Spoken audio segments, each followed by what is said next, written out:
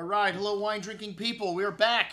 It's Wednesday, June 1st, and a lot of drinking here in the store the last couple weeks. So we're going to finish up last week's what I drank yesterday. We have a few suppliers in the store, starting off with one of the most impressive wines that I have tasted this year, the work of Andrea Franchetti's Tenuta di Trinoro from Tuscany. And this wine is one of the remote corners of Tuscany. It's the Valdorcia Valley, located between Montalcino and Montepuciano. And the vineyards here is kind of shaped like an amphitheater facing south, 400 to 800 meters high. And they have to make like 20 to 30 different runs through the vineyard to pick the whole thing at its peak of ripeness. And Mr. Franchetti is a perfectionist and someone who's obsessed with making fantastic wines. And he's got 70 different small vats to ferment all the different lots so he can get them as they're coming in at the right time. Just beautiful stuff. And then he's got a new property in Tuscany, in Sicily, around Mount Etna, where this is becoming a very fashionable place. And this first wine we had, man, a real tongue twister, you know, one of the things. I'm glad you don't have a lot of this to sell because, you know, Passerino, no?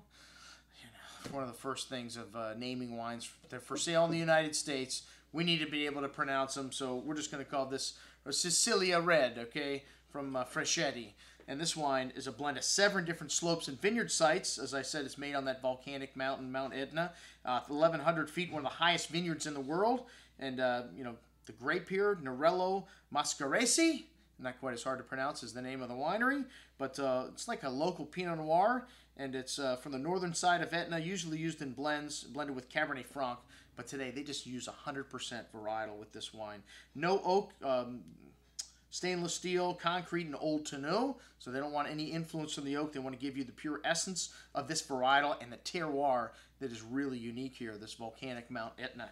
Okay, well, this wine has got this lovely bouquet of red cherry, cranberry-like fruit, really unique, and you know, notes of fresh earth, volcanic rock, dried tobacco, spice, really elegantly fashioned with a lot of flavors coming out in the finish. Even though light in color, man, this wine was explosive with flavor, very elegant, some lovely dark spices, and firm tannins with a good dose of acidity showing through on the finish, man. I don't know what to compare this to, maybe a cross between Burgundy and Bordeaux in southern Italy, but excellent juice nonetheless. We will have this in the store as soon as it's available, $39.75, really unique stuff.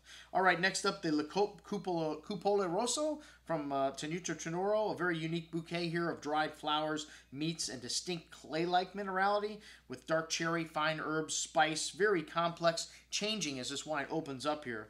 A blend of 40% Cabernet Franc, 30% Merlot, and 20% Cabernet Sauvignon, and 10% Petit Verdot. So am I waxing poetic about Bordeaux varietals in Tuscany? I don't know what's going on here, but lovely concentration on the palate, elegant and fine with smooth tannins and a firm underbelly of acidity, echoing the spice and the nuance on the nose through the finish. Excellent juice again here. And this is just this entry-level wine.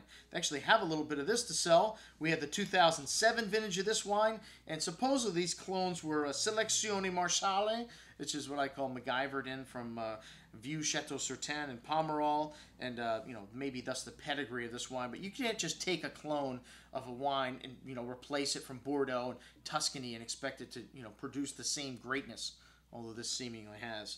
Okay, a spectacular vintage. This wine had an even more tuned up bouquet of the same things, dried flowers, fresh plowed black earth, and again, an array of spices, really complex, maybe just a bit more big, and you know, ×2 what this 2006 was on the nose. Excellent juice also. All right, the 2007 Trinoro Rosso. This is the top wine here, folks. This wine is killer, man. 100% new oak in this one. Medium toast. Same blend as the Le Cupolo, but you really notice the difference in that spice and toasty oak.